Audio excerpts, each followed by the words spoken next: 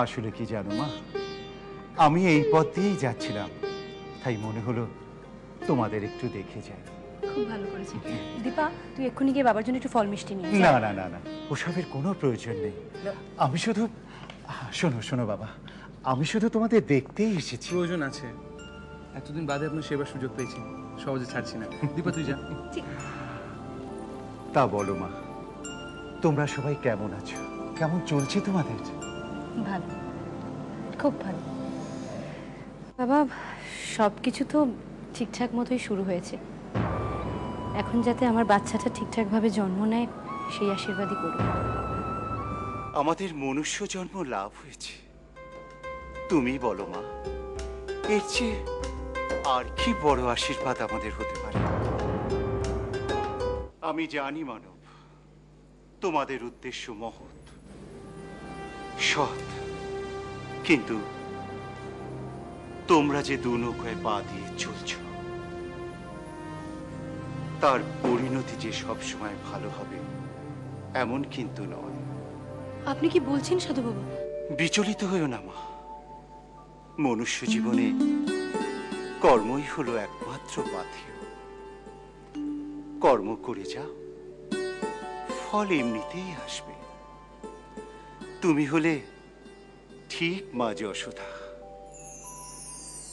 শ্রীকৃষ্ণকে লালন পালন করাই তোমার একমাত্র কর্ম।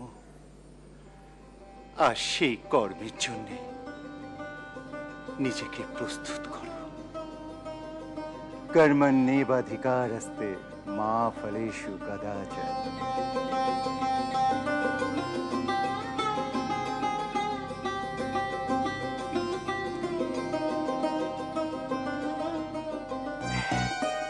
এমনিতে চারদিক থেকে আমার ছেলের জন্য সম্বন্ধ আসছে, আমার ঠিক পাত্রী পছন্দ হচ্ছে। তখন আমার স্ত্রী আপনার এই মেয়েটির কথা আমাকে বলল। কিন্তু কাকু, আমি তো বিয়ে করব না।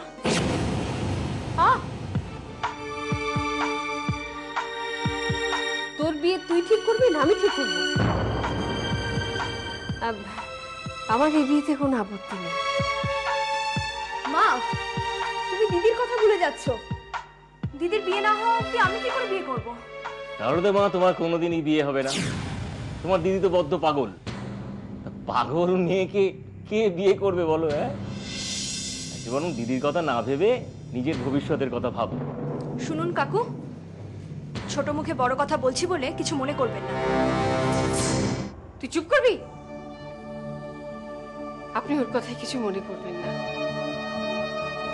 দেখুন, সে করুণাবশত আপনার মেয়েকে আমি উদ্ধার করতে এসেছিলাম।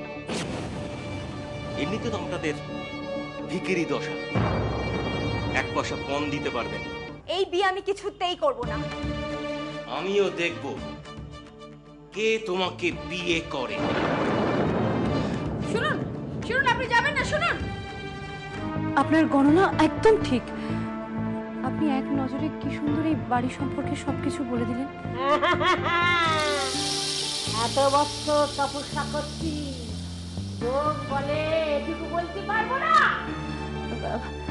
আপনি আরো কিছু বলুন না মা, আরো কিছু। এই দীপা, তুই এক কাজ কর, তুই বলছো মার জন্য না একটু ফল মিষ্টি শরবত নিয়ে যা। ঠিক আছে, আমার এখন বেতো চলছে।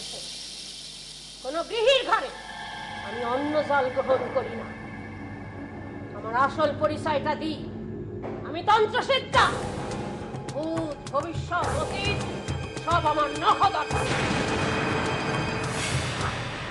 সেটা তো বুঝতেই পারছি মা, আপনি বিশাল বড় একজন যোগিনী। আপনি যে দয়া করে আমার বাড়িতে পায়ের ধুলো দিয়েছেন। আচ্ছা মা, আমার সন্তান কেমন হবে? দেখি হাত, ডান হাত না মা হাত।